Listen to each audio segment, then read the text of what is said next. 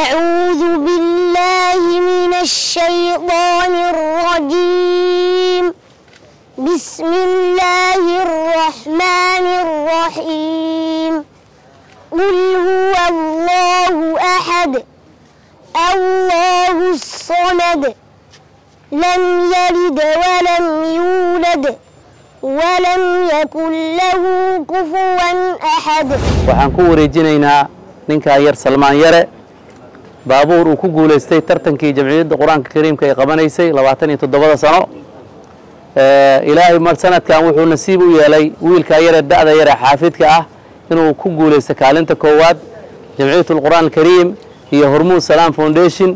ayaa guddoonsiinaysa baabuurkan marka waxaa leenahay hambaliyo macalinkiisa iyo waalidkiisa iyo dhammaan intii ka qayb qaadatay waxaa leenahay hambaliyo mabruuk Allah barakeeyo dhammaan meediyaha wada taagan ee noo duubayna iyagana waxaa leenahay mahadsantiin shukran lakum jamiican. أعوذ بالله من الشيطان الرجيم بسم الله الرحمن الرحيم إلهي مهد الله أسكله ninka la yiraahdo Jimcaale Midoobe Cali aan ahay wiilkayga oo maanta uu qaatay jaa-isada Quraanka 114 uu ku guuleystay ilaahay aan ugu mahadinaynaa ilaahay alxamdulillah rabbil caalamiin macallimiintii iyo waalidkii iyo macallimiintii ku dadaashay iyo waalidiintii ilaahay aan u mahadinaynaa alxamdulillah waxbarashadiisa Allah ku mahadinaynaa hadda lama filayna aniga goobteeda ganacsi aan joogay wiilkaaga waxa la yiri waa ku guuleystay kaalinta koowaad uu galay shaqaan hay hadda markaan shaqadii anoo baqaarkayga dhex fadhiyay isoo sheegay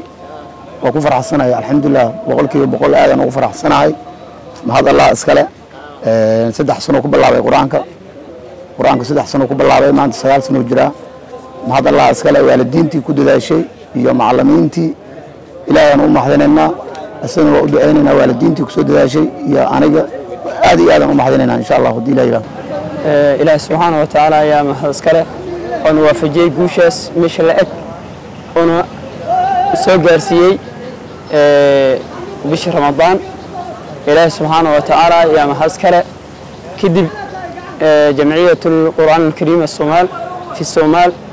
waxaan mahadcelinaynaa ilaahay subhanahu wa ta'ala mahadcelintiis kadib jamciyada oo mahadcelinaynaa oo ardaydaas yar tartanka noo galay oo ku guuleystay qof allaale qofka gacan ka geysteen aan leenahay jazaakallahu khayr ku warayso Allah subhanahu wa ta'ala ayaa mahadinaynaa guush maanta ilaahay nasiiyay inaan kaalinka wada aan galno Allah ku mahadsan thumma waxa ku mahadsan macallinkii ku dadaalay oo juhdas bixiyay ayaa mahadcelinaynaa maxaa yeelay guush iska ma timaado Allah bixiyo thumma laakiin qofka asiga dadaala haddii macallin fiican ardayga uu helo ardaygana fahmo fiican uu yeesho waa la gaarayaa marka waxaan leenahay markuu horeyso mahad Allah iskale thumma macallinka iskale intaas kulli insha Allah waan dhihi lahaa hadal badan ma qabo waxaan leenahay ardada waxa laga rabaa macallimiinta quraanka waxa laga rabaa quraanka bariyahan dambe saxadiisa waa loo soo jeestay macallimiinta quraanka rafartina u faro ardada dhamaan kaalmikooda wada gal lahayn laakiin cilada macallimiintu way macallimiinta khibrada ka maqan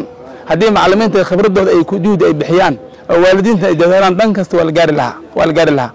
marka waxaan leeyahay macallimiinta jazaakallahu khayran aan leeyahay aadan u faraasanahay ilaahay aan ku mahadinaynaa war kale ima harin